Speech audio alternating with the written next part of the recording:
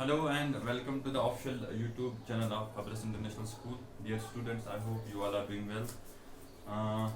From today we are going to start our unit 3rd, and the first chapter which we will discuss in unit 3rd, that is the land of dense forests.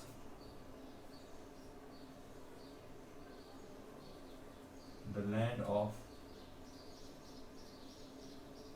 dense forests.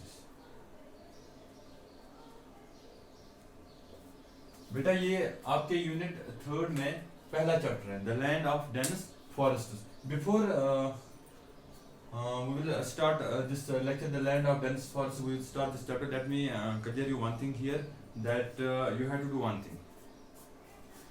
Once I will complete this chapter, the land of dense forests, you will do one thing, that you have to do a thoroughly reading of this chapter, the land of dense forests, and you will write down all the important points on your notebook. उसके बाद क्या करोगे आप? पहले जो the land of dense forest है, पहले आप ये वीडियो देखोगे. उसके बाद आप क्या करोगे, जो आपकी बुक है उस पे दिया हुआ है chapter the land of dense forest, उस बुक की आप थॉरोली रीडिंग करोगे और जो इंपॉर्टेंट पॉइंट्स हैं वो आप अपनी नोटबुक पे नोट करोगे. ठीक है. उसके बाद अगर आप लोगों को कोई भी प्रॉब्लम होगी, कोई भी क्वेश्चन वगैरह होगा, आप मुझे डायरेक्टली पूछ सकती हो. ठीक है. तो let's start the chapter the land of dense forests. Dense forests, dense forests का मतलब होता है बेटा घने जंगलात. डेंस फॉरेस्ट्स का मतलब क्या होता है? घने जंगलात. तो जो ये चैप्टर है the land of dense forests, इस चैप्टर में हमने एक कंट्री के बारे में पढ़ना है. उस कंट्री का नाम है democratic Republic of Congo. Democratic Republic of Congo. Okay. तो इसी डेमोक्रेटिक रिपब्लिक ऑफ कॉन्गो के बारे में हमने पढ़ना है इस चैप्टर में, the land of dense forest. तो आप लोगों को यहाँ पे ये अंदाजा हुआ होगा कि जो डेमोक्रेटिक रिपब्लिक ऑफ कॉन्गो, यहाँ पे जो फॉरेस्ट्स होंगे उन फॉरेस्ट्स को क्या बोलते हैं? Dense forests. तो हमने डेमोक्रेटिक रिपब्लिक ऑफ कॉन्गो के बारे में क्या क्या पढ़ना है? एक तो हमने ये पढ़ना है कि इसका जो ये डेमोक्रेटिक रिपब्लिक ऑफ कॉन्गो है, ये किस कॉन्टिनेंट में आता है, किस रीजन में आता है, इसकी लोकेशन क्या है, इसके क्लाइमेट के बारे में हमने पढ़ना है, वेजिटेशन के बारे में, लोगों का लाइफस्टाइल क्या है, इकोनॉमिक जो एक्टिविटीज हैं या इकोनॉमिक रिसोर्सेज हैं यहाँ डेमोक्रेटिक रिपब्लिक ऑफ कॉन्गो में, वो क्या क्या है. ठीक है. और हम इसकी सिटीज के बारे में भी थोड़ा डिस्कस करेंगे. ठीक है. देखो बेटा, जो ये डेमोक्रेटिक रिपब्लिक ऑफ कॉन्गो है, ये आप लोगों को पता होगा कि वर्ल्ड में टोटल 7 कॉन्टिनेंट्स है. कौन कौन सा continent? Asia, Africa, north America, south America, Europe, Antarctica and Australia. और जो लार्जेस्ट कॉन्टिनेंट है वर्ल्ड का, दैट इज एशिया. और जो सेकंड लार्जेस्ट कॉन्टिनेंट है वर्ल्ड का, दैट इज अफ्रीका. तो जो ये डेमोक्रेटिक रिपब्लिक ऑफ कॉन्गो है, ये अफ्रीकन कंट्री है. ये अफ्रीकन कंट्री है. ओके. तो ये कौन सी कंट्री? तो किस कॉन्टिनेंट में आती है? अफ्रीकन कंट्री, जो second largest continent in the world. ठीक है. Democratic Republic of Congo. एक और चीज आप लोगों ने इसमें याद रखना है. क्या बताया पहले मैंने? क्या बताया? Second largest country in Africa. ठीक है बेटा, ये अफ्रीका की सेकेंड लार्जेस्ट कंट्री है. तो आप लोगों को ये भी पता होना चाहिए कि अगर ये सेकेंड लार्जेस्ट कंट्री है अफ्रीका की, तो largest country of Africa, which is the largest country of Africa, that is Algeria. Algeria जो है ये लार्जेस्ट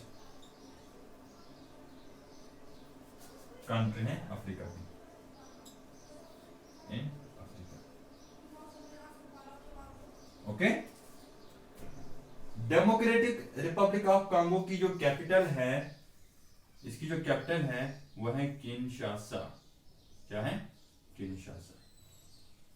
वो क्या है? Kinshasa. Democratic Republic of Congo की कैपिटल क्या है? किनशासा. ठीक है. आई एम श्योर कि आप लोगों को यहां तक समझ आ गया होगा. ठीक.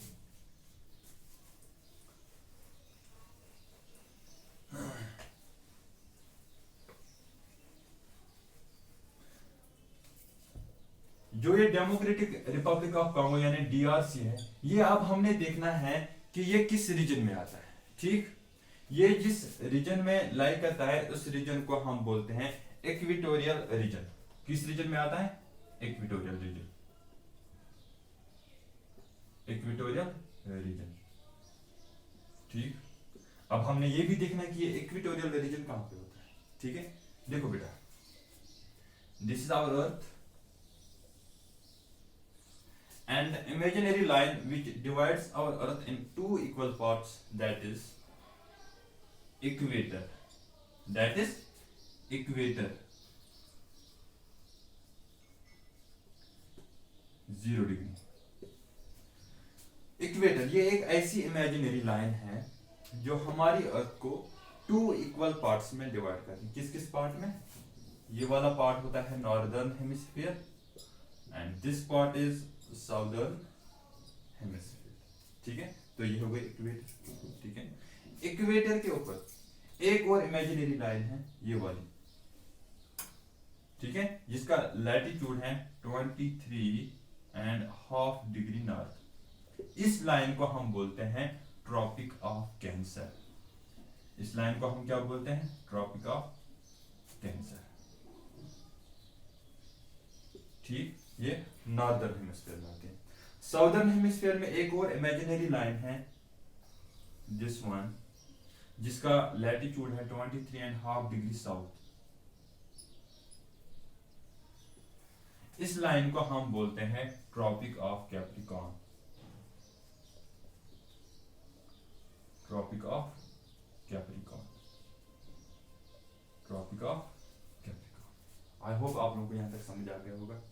This is equator which divides our earth into 2 equal parts, northern hemisphere and the southern hemisphere.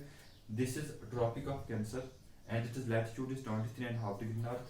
This is tropic of Capricorn, its latitude is 23.5 degree south. Okay, basically हमने क्या देखना है? Equatorial reason. क्या देखना है? Equatorial region. देखो बेटा, equatorial region ये वो रीजन होता है जो ट्रॉपिक ऑफ कैंसर से ट्रॉपिक ऑफ कैप्रिकॉर्न तक आता है।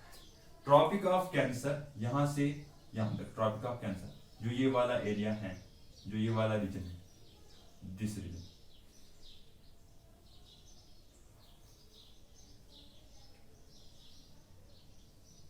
ट्रॉपिक ऑफ कैंसर से लेकर ट्रॉपिक ऑफ कैप्रिकॉर्न तक जो रीजन है, दिस रीजन, ये आप गौर से देखिए, दिस रीजन। ठीक है, इस रीजन को हम बोलते हैं इक्वेटोरियल रीजन। ओके, तो इक्वेटोरियल रीजन कौन सा रीजन है? जो ट्रॉपिक ऑफ कैंसर से लेकर ट्रॉपिक ऑफ कैप्रिकॉर्न तक आता है। ठीक है, इस रीजन को क्या बोलते हैं? Equatorial region. देखो, मैंने आप लोगों को ये 3 लाइंस बताई, equator, Tropic of Cancer, Tropic of Capricorn.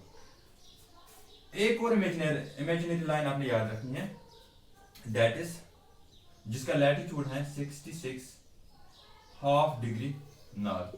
इस लाइन को हम बोलते हैं आर्टिक सर्कल। इस लाइन को क्या बोलते हैं हम? Arctic circle. ये नॉर्दर्न हेमिस्फीयर में।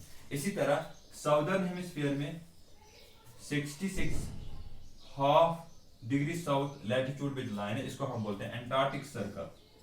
क्या बोलते हैं बेटा? Antarctic circle.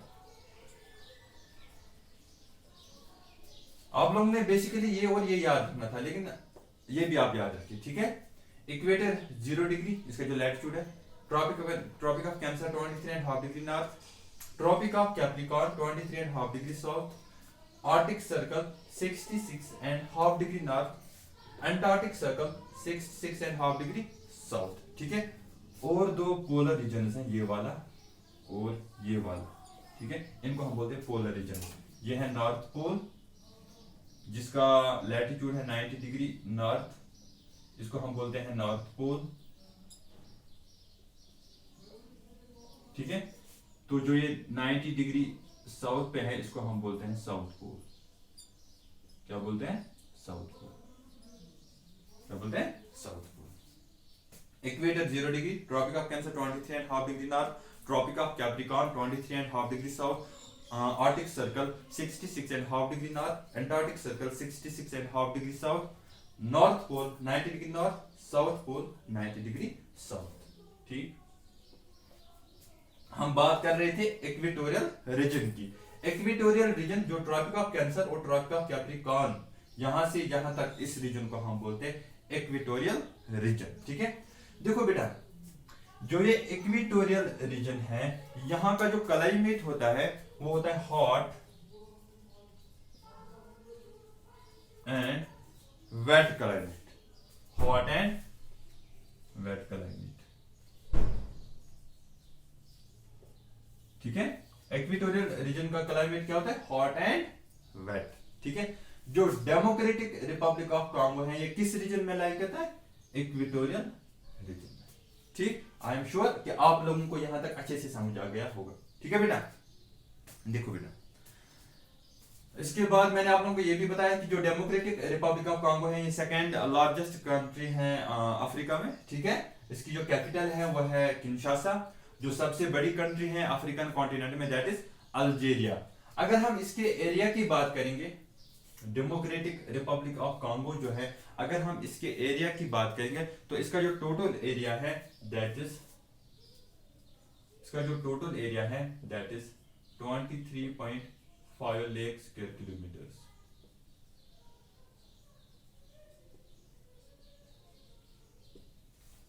ठीक है, डेमोक्रेटिक रिपब्लिक ऑफ कांगो का टोटल एरिया क्या है? 23.5 लाख स्क्वायर किलोमीटर्स। ठीक है बेटा, और जो इक्वेटर है, देखो बेटा, ये जो इक्वेटर, ये वाली लाइन, जो इक्वेटर है, ये डेमोक्रेटिक रिपब्लिक ऑफ कांगो के जो नॉर्दर्न पार्ट है, डीआरसी का जो नॉर्दर्न पार्ट है, ये उसके नॉर्दर्न पार्ट से पास होता है। ठीक है, इसको मैं इरेज करता हूं पहले।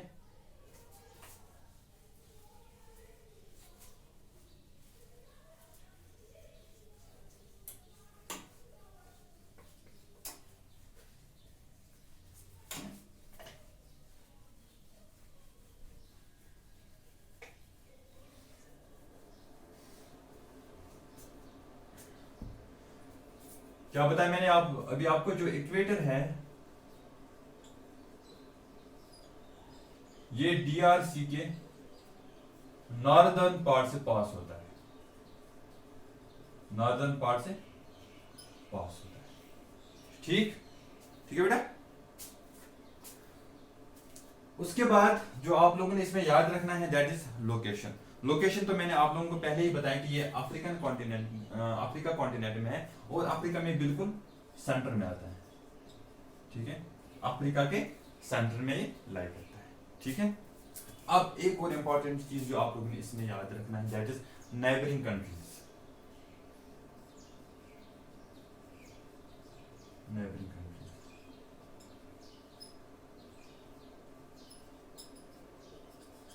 जो डेमोक्रेटिक रिपब्लिक ऑफ कांगो के जो सराउंडिंग में जो कंट्रीज हैं, जिनको हम नाइबरिंग कंट्रीज बोलते हैं, वो क्या क्या कंट्री हैं, कौन कौन सी कंट्री है, वो भी अब हम देखेंगे। ठीक है,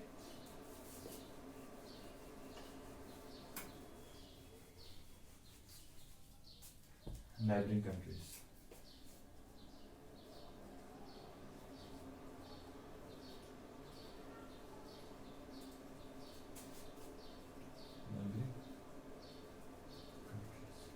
ठीक है।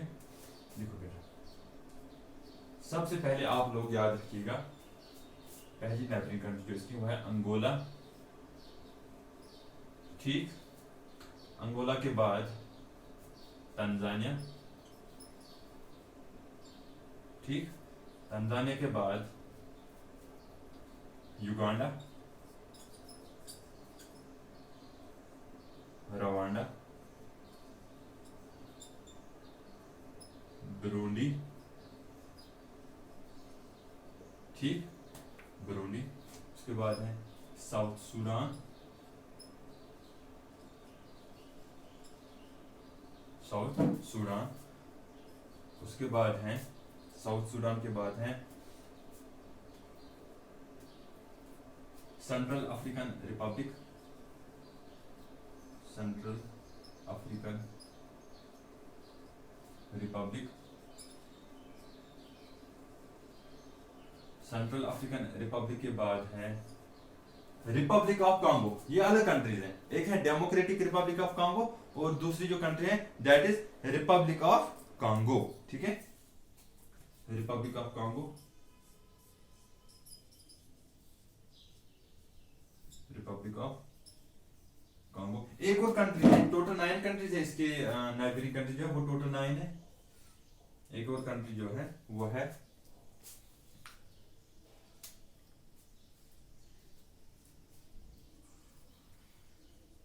Burundi, Rwanda, Zambia. ठीक है बेटा, जम्बिया। ये टोटल 9 कंट्रीज है जो इसके नाइबेरियन कंट्रीज है। कौन कौन सी? Angola, Tanzania, Rwanda, Burundi, Uganda, South Sudan, Central African Republic, Republic of Congo and Zambia. ये 9 कंट्रीज जो आप लोगों ने याद रखनी है। ठीक है, ये इसकी नाइबेरियन कंट्रीज है, किसकी? Democratic Republic of Congo. ठीक है बेटा, अगर हम यहाँ के लैंड की बात करेंगे,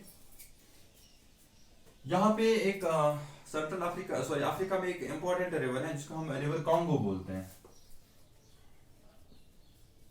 river Congo.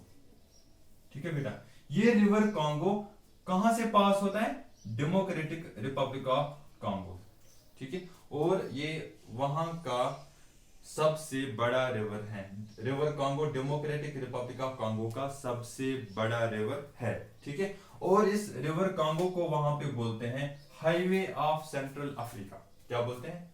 Highway of central Africa, highway of central Africa. ठीक है बेटा, यहाँ की लैंड के बारे में हम बात करें, यहाँ पे जो डेमोक्रेटिक रिपब्लिक ऑफ कांगो है, यहाँ पे जो सबसे बड़ा रिवर है वो है रिवर कांगो। ठीक है, और रिवर कांगो जो है ये अफ्रीका का सेकंड लार्जेस्ट रिवर है और डेमोक्रेटिक रिपब्लिक ऑफ कांगो का सबसे बड़ा रिवर है। इसको वहां पे हाईवे ऑफ सेंट्रल अफ्रीका भी बोलते हैं। ठीक है बेटा, अगर हम यहाँ के माउंटेन्स की बात करेंगे, माउंटेन्स, रिवर मैंने आपको बताया कौन सा रिवर यहाँ पे बहता है, रिवर कांगो। अगर हम माउंटेन देखेंगे यहाँ पे कौन सा माउंटेन है, उन माउंटेन्स को बोलते हैं रुवेनजारी माउंटेन्स, रुवेनजारी माउंटेन्स। रुवेनजारी माउंटेन्स यहाँ के सबसे बड़े माउंटेन्स हैं। ठीक है, रिवर कांगो वो मैंने बताया, उसके बाद जो माउंटेन्स आपने याद रखना दैट इज रुवेनजारी माउंटेन्स। क्या है? Ruwenzori mountain. और रुवेनजारी माउंटेन्स का की जो सबसे हाईएस्ट पीक है that is margarita,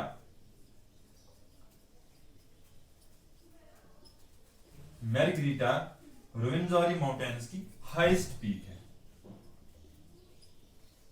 highest peak है। तो पीक आप लोगों को पता होगा कि पीक किसको हम बोलते हैं।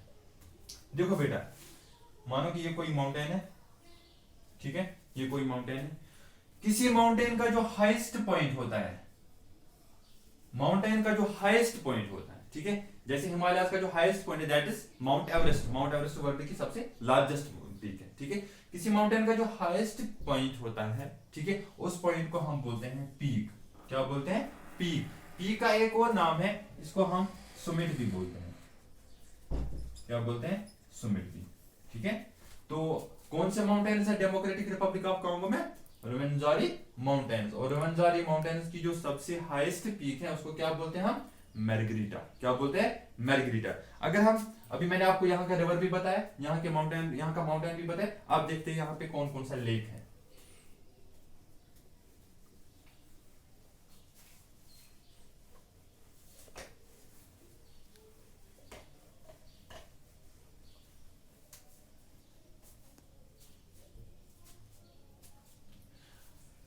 यहाँ के लेक्स के बारे में यहाँ पे आप लोगों ने देखना है कि आप लोगों ने याद रखना है, यहाँ पे 4 इंपॉर्टेंट लेक्स हैं जो आप लोगों ने याद रखने, 4 इंपॉर्टेंट लेक्स। कहां पे? डेमोक्रेटिक रिपब्लिक ऑफ कांगो में। अब हमने देखना है कि कौन कौन सा लेक है यहाँ पे जो आप लोगों ने याद रखने हैं। एक है एल्बर्ट, ठीक, एल्बर्ट। दूसरा है एडवर्ड, ठीक है। third one is Q, and the fourth one is Tanganyika. क्या है? तंगनयिका। तंगनयिका, ये हो गए यहाँ के फोर इंपॉर्टेंट लेक्स। रिवर का मैंने बताया कि कौन सा रिवर है यहाँ पे, रिवर कांगो। माउंटेन का भी मैंने बताया कौन सा है, रुवेंजारी माउंटेन। और रुवेंजारी माउंटेन की जो सबसे हाईएस्ट पीक है दैट इज मार्गरीटा। इसी तरह जो ये चार लेक्स हैं जो यहाँ डेमोक्रेटिक रिपब्लिक ऑफ कांगो में, वो कौन कौन सा है? Albert, Edward, Kivu and Tanganyika. Okay, तो अब आते हैं इसी क्लाइमेट के ऊपर। अब देखते हैं कि यहाँ का क्लाइमेट कैसा है।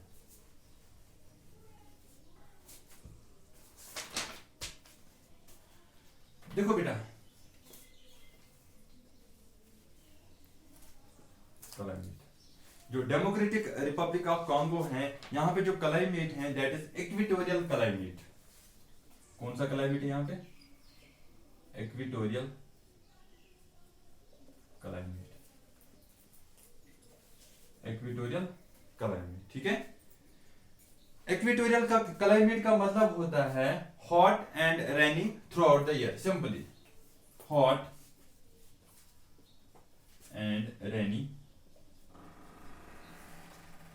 throughout the year।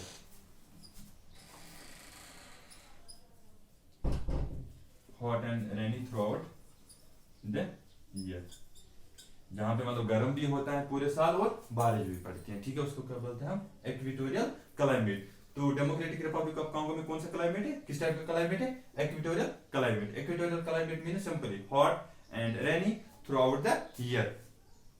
और यहाँ पे जो ह्यूमिडिटी होती है वो काफी ज्यादा हाई होती है। ह्यूमिडिटी क्या होती है? काफी ज्यादा हाई। तो ह्यूमिडिटी का मतलब क्या होता है? Humidity simply presence of water in the air. Presence of water, humidity का मतलब होता है presence of water in the air. Presence of water in air. ठीक है, इसको क्या बोलते हैं हम? ह्यूमिडिटी। ठीक है, तो यहाँ पे काफी ज्यादा ह्यूमिडिटी है। ठीक है, तो इस काफी ज्यादा ह्यूमिडिटी की वजह से यहाँ पे क्या होता है, यहाँ पे जो हीट होती है कभी कभार दैट इज अनबियरेबल, और लोगों को काफी अनकंफर्टेबल फील होता है। Uncomfortable, uncomfortable. ठीक है बेटा, देखो बेटा, मैंने आप लोगों को बताया कि यहाँ का जो क्लाइमेट है that's hot and rainy through out the year. देखो कैसे होता है।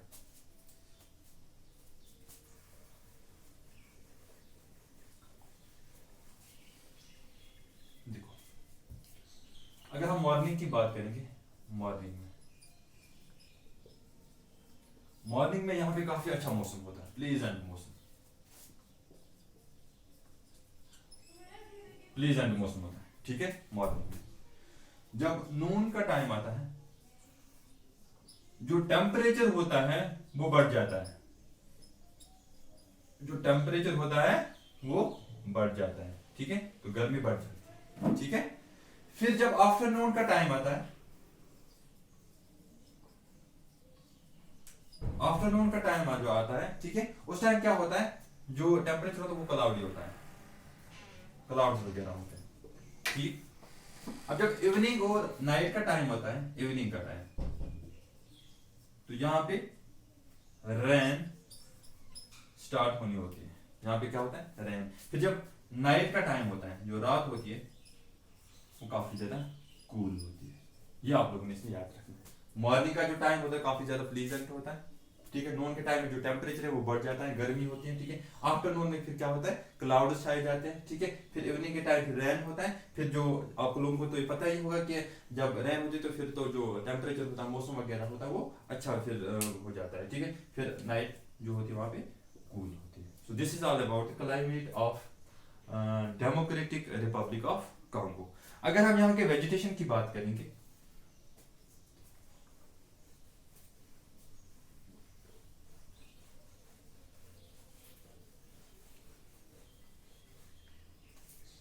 वेजिटेशन,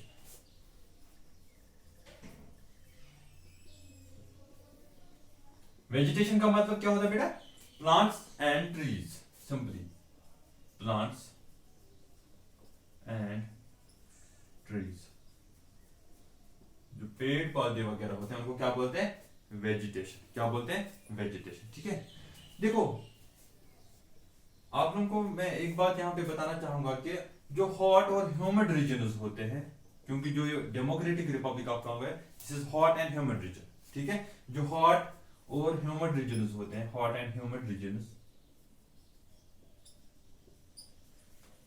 इस हॉट एंड ह्यूमिड रीजन का एक कैरेक्टरिस्टिक फीचर यह है कि यहाँ पे प्लांट्स और जो ट्रीज होते हैं वो क्विकली ग्रो करते हैं। हॉट एंड ह्यूमिड रीजन में क्या होता है, plants and trees, plants and trees grows quickly, grows quickly. ठीक, ये आपने इसमें याद रखना है, ये आप इसमें याद रखना। ठीक है, और यहाँ पे जो फॉरेस्ट, यहाँ पे जो फॉरेस्ट्स हैं वो है डेनिस फॉरेस्ट्स, क्योंकि नाम ही इसका the land of dense forests. यहाँ पे जो फॉरेस्ट्स हैं वो क्या है, डेनिस फॉरेस्ट्स। और इन डेनिस फॉरेस्ट्स के जो ट्रीज वगैरह होते हैं उन पे कैनोपीज होती हैं। कैनोपी का मतलब पता है, कैनोपी क्या होता है, कैनोपी का मतलब होता है branches and leaves of a tree which are surrounds, which simply हम बोल सकते हैं branches and leaves of a tree which occupies a large area। ठीक है, सिंपली कैनोपी का मतलब क्या होता है, branches and leaves of a tree which occupies or which surrounds a large area। ये आप लोग याद रखिएगा, leaves of a tree। जैसे आप लोगों ने देखा होगा चिनार का दरख्त, इसके ऊपर में जो शाखे वगैरह होते हैं वो काफी ज्यादा काफी बाहर तक फैले हुए होते हैं, उसके जो पत्ते वगैरह बड़े होते हैं। ठीक है, leaves and branch, sorry, leaves and branch of a tree which surrounds large area, which surrounds large area।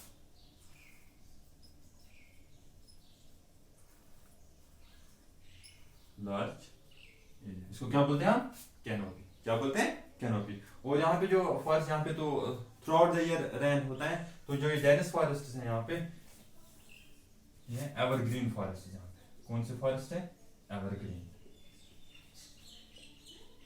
Evergreen forest.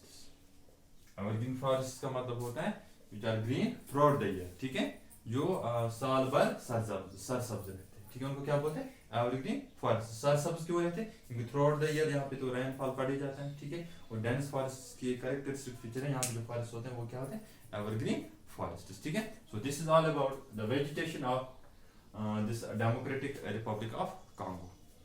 अब एक और चीज हमने इसमें देखना है, दैट इज इकोनॉमिक रिसोर्सेज।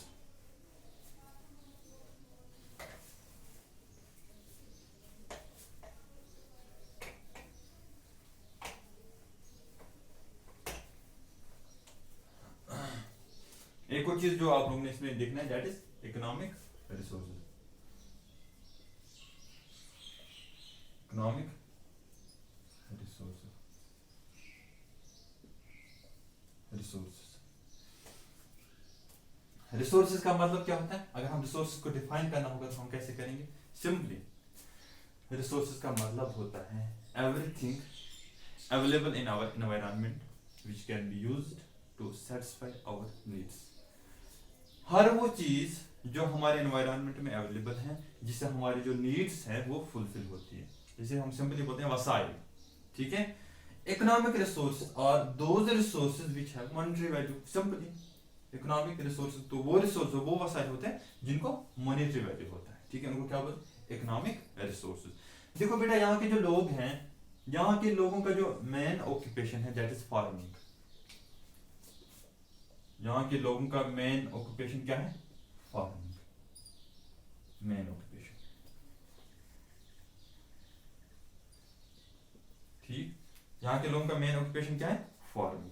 लेकिन फार्मिंग के अलावा यहाँ पे जो लोग हैं they are also engaged with forestry, fishing and rearing of livestock. एक तो फार्मिंग है, उसके अलावा यहाँ के लोग किन किन चीजों के साथ भी एंगेज हैं? फॉरेस्ट्री के साथ भी, ठीक है, फॉरेस्ट्री के अलावा fishing and rearing of live stock, rearing of live stock, live stock. Farming का मतलब क्या होता है? खेती बाड़ी, ठीक है, यहाँ के लोग खेती बाड़ी कहते हैं। फॉरेस्ट्री का मतलब क्या होता है? वो जंगलों में चीजें निकालते हैं, जैसे कुछ मेडिसिन होते हैं, ठीक है, वहां से निकाल के फिर उनको मतलब मार्केट में बेचते हैं या फिर खुद के लिए यूज इस्तेमाल करते हैं, ठीक है। फिशिंग का मतलब होता है सिंपली मछलियां वगैरह पकड़ते हैं। रियरिंग ऑफ लाइव स्टॉक का मतलब होता है माल मवेशी पालना, ठीक है। तो यहाँ के जो लोग हैं डेमोक्रेटिक रिपब्लिक ऑफ कॉन्गो, उनका जो मेन ऑक्यूपेशन क्या है? फार्मिंग। लेकिन फार्मिंग के अलावा the people of Democratic Republic of Congo are also engaged with forestry, fishing and rearing of livestock, ठीक है, रियरिंग ऑफ लाइव स्टॉक। तो मेन फूड क्रॉप्स जो यहाँ पे अवेलेबल है, main food crops, main food crops, जो main food crops यहाँ से कल्टीवेट होते हैं, यहाँ के जो फार्मर्स हैं वो कल्टीवेट करते हैं, वो क्या क्या है? राइस, मेज एंड कसावा। राइस, मेज, कसावा, ये यहाँ के मेन फूड क्रॉप्स हैं। कौन कौन सा? राइस, मेज एंड कसावा, ठीक है। लेकिन इन मेन फूड क्रॉप्स के अलावा यहाँ के लोग कैश क्रॉप्स भी कल्टीवेट करते हैं। कौन से क्रॉप्स? Cash crops. यहाँ के लोग कैश क्रॉप्स भी कल्टीवेट करते हैं। तो कैश क्रॉप कौन से क्रॉप होते हैं? Simply cash crops are those crops which a farmer is cultivated and sell these crops in a market to earn something, to earn some money. Simply cash crops वो crops होते हैं जो एक farmer इसलिए cultivate करते हैं ताकि वो इन क्रॉप्स को आगे जाके मार्केट में बेचे और इनको पैसे मिले। फॉर एग्जाम्पल मैं आप लोगों को दे दूं, जैसे हमारे यहाँ कश्मीर, जम्मू एंड कश्मीर में सैफरान, सैफरान यहाँ का कैश क्रॉप है, सैफरान यहाँ का कैश क्रॉप है, ठीक है।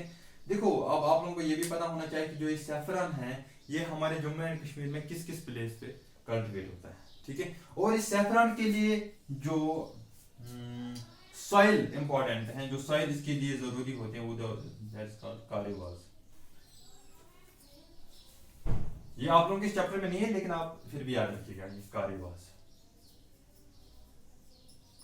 अब मैं बता रहा था कि जो सैफरान एक कैश क्रॉप है, जम्मू एंड कश्मीर में पहले, ठीक है, 2016 से पहले हमारे यहाँ दो जगहों पे इसकी कल्टीवेशन होती थी।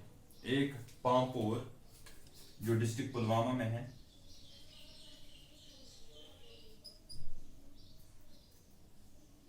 जो डिस्ट्रिक्ट पुलवामा में है, ठीक है। पामपोर के अलावा जम्मू रीजन में भी एक डिस्ट्रिक्ट है जिसको हम किश्तवाड़ बोलते हैं, किश्तवाड़ में भी इसकी कल्टीवेशन होती है, किश्तवाड़ में भी। ये कब की बात मैं कर रहा हूं? बिफोर 2016। लेकिन 2016 में क्या हुआ? जो गवर्नमेंट ऑफ इंडिया है, गवर्नमेंट ऑफ इंडिया ने यहाँ पे एक स्कीम लॉन्च की है, national mission for saffron cultivation, national mission for saffron cultivation. तो इस मिशन के तहत इन्होंने क्या किया? इन्होंने बोला कि यहाँ पे सिर्फ पुलवामा और किश्तवाड़ में ही इसकी कल्टीवेशन नहीं होनी चाहिए, जो बाकी एडजॉइनिंग डिस्ट्रिक्ट्स हैं पुलवामा के, तो वहां पे भी होनी चाहिए। तो अभी प्रेजेंट में हमारे जम्मू एंड कश्मीर में 4 डिस्ट्रिक्ट्स में इसकी कल्टीवेशन होती है। एक तो ये पुलवामा हो गया, एक किश्तवाड़ हो गई, 2 जम्मू रीजन में सिर्फ एक ही डिस्ट्रिक्ट में, किश्तवाड़ रीजन में, कश्मीर रीजन में 3 डिस्ट्रिक्ट में, आप लोग याद रखिएगा, पुलवामा में, ठीक है, बडगाम में, पूरे डिस्ट्रिक्ट में नहीं, कुछ प्लेस पे, उन प्लेस पे जहां पे कारेवा सॉइल होगी, ठीक है, और डिस्ट्रिक्ट श्रीनगर में किसी प्लेस, कहीं जगहों पे। तो मैं बात कर रहा था कैश क्रॉप्स की, ठीक है। यहाँ के जो कैश क्रॉप्स हैं, हम डेमोक्रेटिक रिपब्लिक ऑफ कॉन्गो पढ़ रहे हैं, यहाँ के जो कैश क्रॉप्स हैं वो क्या क्या है? Cocoa, coffee, tobacco, rubber. आप कुछ कैश क्रॉप्स याद रखिएगा यहाँ पे। यहाँ के जो डेमोक्रेटिक रिपब्लिक ऑफ कॉन्गो के हैं, कोकोआ, कॉफी, टोबैको, रबर, ठीक है बेटा, रबर, ठीक है। ये कुछ कैश क्रॉप्स हैं जो डेमोक्रेटिक रिपब्लिक ऑफ कॉन्गो में कल्टिवेट होते हैं। कौन कौन सा? कोकोआ, कॉफी, टोबैको, रबर और ऑयल पाम, या पाम ऑयल भी आप बोल सकते हैं, वो भी एक कैश क्रॉप है यहाँ पे, palm oil, palm oil. So these are the cash crops which are cultivated here in Democratic Republic of Congo. So this is all about this economic resources. ये आप लोगों को समझ आई होप कि आप लोगों को ये समझ आ गया। फिर से मैं थोड़ा रिपीट करता हूँ, आपने इसमें क्या याद रखना है? Economic resources. Resources simply means everything available in our environment which can be used to satisfy our needs. So economic resources are those resources which have a monetary value. Simply the people of Democratic Republic of Congo, their main occupation is farming. Apart from farming, they are also engaged with forestry, fishing and rearing of livestock. ठीक है? तो and the main food crops which are cultivated in Democratic Republic of Congo are rice, maize and cassava. Apart from this main food crops, some cash crops are also cultivated here in Democratic Republic of Congo. What are those cash crops? Those are cocoa, coffee, tobacco, rubber and palm oil. So this is all about economic resources. तो आते हैं next topic, that is life of the people.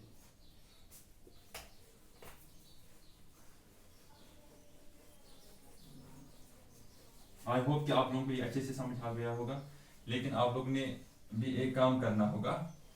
After watching this video, you will do one thing. You have to do thoroughly reading of this chapter and to note down the important points on your notebook and to revise them again and again. After that, you will definitely memorize these important points. ठीक है? तो अब आते हैं life of the people. यहाँ के लोगों का लाइफ स्टाइल के बारे में आप देखते हैं। लाइफ ऑफ द पीपल, यहाँ के लोगों की जिंदगी कैसी, ठीक है? Life of the people, life of the people, life of the people. जो बेटा जो ये डेमोक्रेटिक रिपब्लिक ऑफ कॉन्गो है, यह एक थिनली पॉपुलेटेड कंट्री है। यहाँ पे ज्यादा पॉपुलेशन नहीं है। Thinly populated country, thinly populated country, thinly populated country, thinly populated country है। और ज्यादातर लोग यहाँ पे विलेजेस में रहते हैं। Most of the people are living in village, most of the people are living in village. Why? Democratic Republic of Congo, ठीक है? And some people also migrated from village to towns and work there in mines and industries, ठीक है? कुछ लोग क्या करते हैं village से, वो विलेज से टाउन्स और सिटीज की तरफ माइग्रेशन करते हैं। माइग्रेशन का मतलब क्या होता है? सिंपली माइग्रेशन का मतलब एक जगह से दूसरी जगह जाना, किस सिलसिले में? काम के सिलसिले में, ठीक है? माइग्रेशन का मतलब क्या होता है? Simply moving from one place to another in search of work, ठीक है? उसको हम बोलते हैं माइग्रेशन। तो यहाँ के कुछ लोग क्या करते हैं, उन्होंने माइग्रेशन करी है। कहाँ? टाउन और सिटीज में माइग्रेशन करी है इन्होंने।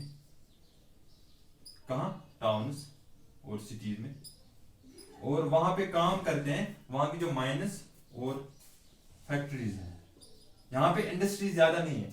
This Democratic Republic of Congo is industrial poor country, ठीक है? यहाँ पे ज्यादा इंडस्ट्रीज नहीं है, ठीक है? कंपनी ज्यादा नहीं है। माइनस और वहां की फैक्ट्रीज में काम करते हैं, ठीक है? और अपना गुजारा करते हैं, ठीक है? तो लाइफ ऑफ द पीपल, इसमें आप लोगों को ये भी याद रखना है कि जो यहाँ के लोग हैं, मैंने अभी आप लोगों को बताया था कसावा यहाँ का एक क्रॉप है, कसावा। यहाँ के लोग ज्यादातर इसी की रोटियां खाते हैं, ठीक है?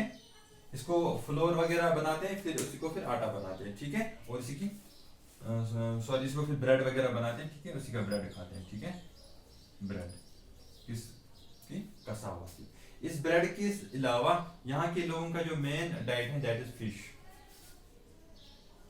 ठीक? फिर से मैं रिपीट करता हूँ, इसमें आप लोगों ने क्या याद रखना लाइफ ऑफ द पीपल में। जो डेमोक्रेटिक रिपब्लिक ऑफ कॉन्गो, यहाँ पे ज्यादा पॉपुलेशन है, थिनली पॉपुलेटेड कंट्री, ठीक है? Most of the people are living in village. Some people have migrated from village to towns and cities in search of work and are working there in mines and factories. The people in Democratic Republic of Congo, their main food is cassava, ठीक है, cassava, and apart from cassava they are also eating this fish, this is their main diet, ठीक है।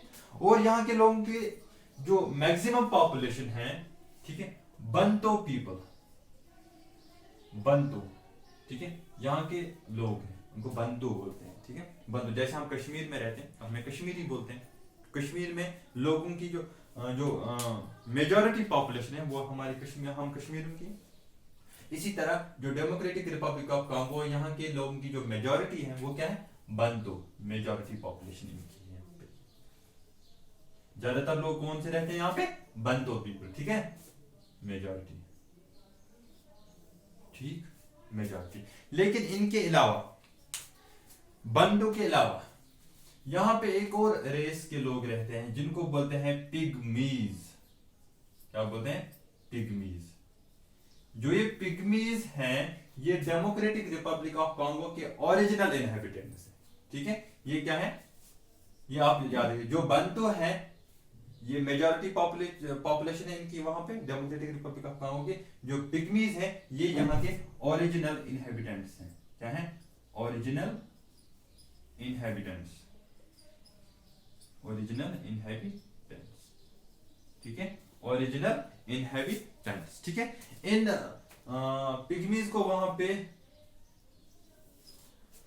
एक और नाम है इनका, इनको बोलते हैं बम्बूती भी या एम्बूती भी, या बूती सिंपली, बम्बूती, बम्बूती, बम्बूती भी इनको बोलते हैं, ठीक है, एम्बूती भी, ठीक है। ये यहाँ के लोग, ठीक है।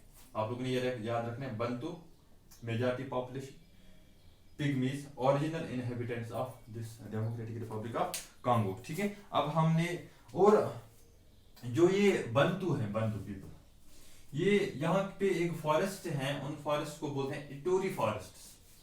क्या बोलते हैं, इटोरी फॉरेस्ट। ये उन्हीं फॉरेस्ट में रहते हैं, किन फॉरेस्ट में, इटोरी फॉरेस्ट में, ठीक है बेटा।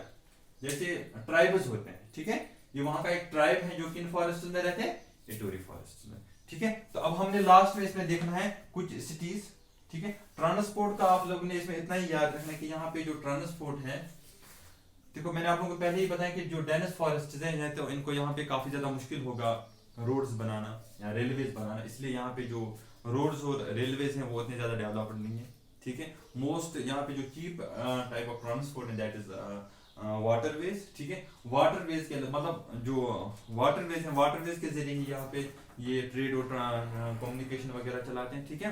वाटरवेज के अलावा यहाँ पे जो इंपॉर्टेंट मीन्स ऑफ ट्रांसपोर्ट है दैट इज एयरवेज, ठीक है। तो this is all about the transport, road and transport. अब हमने जो लास्ट इसमें देखना है that is some important cities जो आप लोगों ने इसमें याद रखने हैं, सिटीज।